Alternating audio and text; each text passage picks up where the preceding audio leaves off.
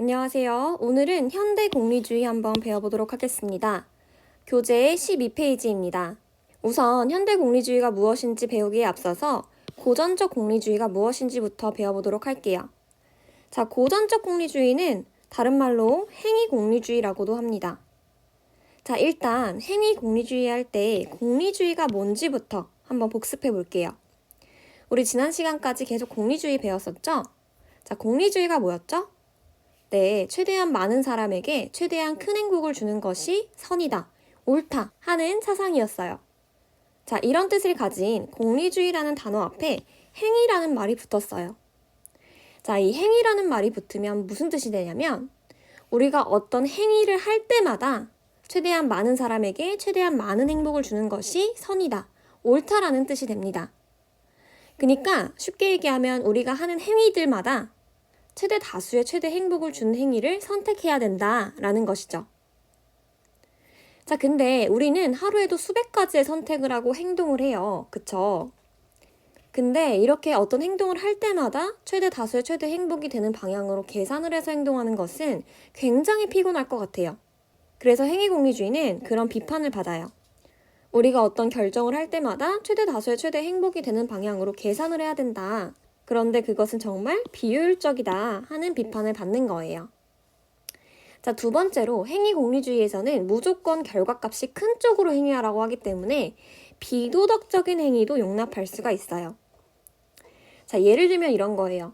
병원에 눈 이식이 필요한 사람, 피부 이식이 필요한 사람, 장기 이식이 필요한 사람이 왔다고 해볼게요.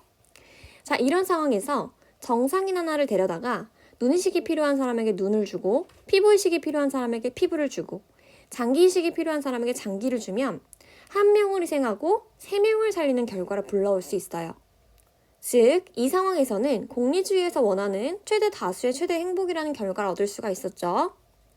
자, 근데 정상적인 사람 한 명을 희생시키는 것은 우리가 일반적으로 생각해 봤을 때 도덕적인 일인가요? 네, 일반적 상식으로는 도저히 용납될 수가 없어요. 자, 이렇게 행위공리주의는 무조건 큰 결과값을 위해서 비도덕적인 행위를 정당화한다라는 비판을 받을 수가 있습니다. 자, 마지막으로 행위공리주의가 어떤 비판을 받는지 볼게요. 자, 행위공리주의는 우리가 하는 행위들을 상황마다 계산해서 가장 큰 결과를 주는 대로 행동을 하기 때문에 우리가 하는 행위들을 규칙으로 정했을 때, 다른 말로 관행이 되었을 때의 장점을 누릴 수 없다라는 단점이 있어요. 자, 이게 무슨 말이냐면 예를 들어서 우리가 어떤 상황에서는 거짓말하는 게 최대 다수의 최대 행복을 불러일으킬 때가 있어요. 그리고 어떤 상황에서는 거짓말하지 않는 것이 결과적으로 큰 행복을 불러올 때가 있어요. 자, 이렇게 같은 행동을 하더라도 상황에 따라 우리가 해야 할 행동이 달라지죠. 자, 이런 경우 거짓말하지 말아야 된다라는 규칙이 정해졌을 때 이 규칙으로 인해 우리가 장기적으로 누릴 수 있는 장점을 누리지 못한다라는 거예요. 그러니까 거짓말하는 게 그 순간에는 이득일 수 있지만 그것을 장기적으로 봤을 때는 손해인 경우가 많겠죠. 그쵸? 즉, 정리하면 그 순간순간 계산에서 최대 다수의 최대 행복을 주는 행위를 하는 것은 규칙을 정해놓고 어떤 행위를 일관되게 장기적으로 했을 때의 장점을 누리지 못한다라는 비판을 받을 수가 있는 거예요. 자, 그래서 이러한 비판점들을 보완해서 나온 것이 현대의 규칙 공리주의예요.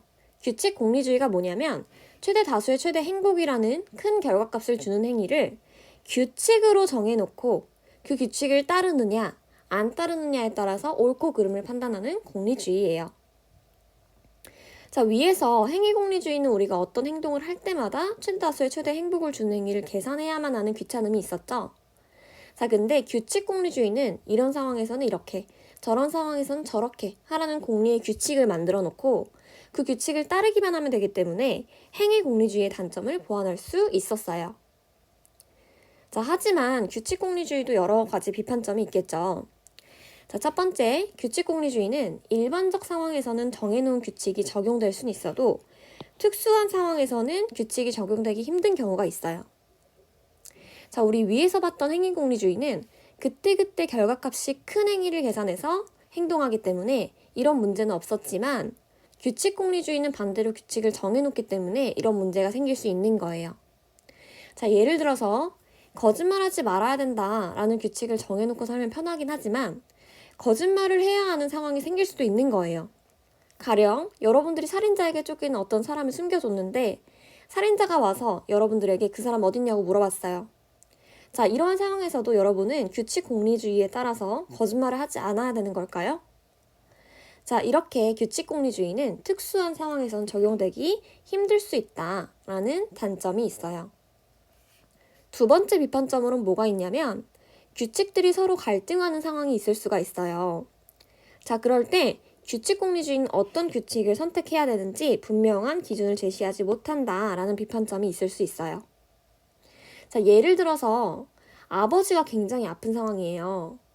자, 그런데 약국에서 아버지의 병을 고칠 수 있는 약이 1억에 판다고 해볼게요.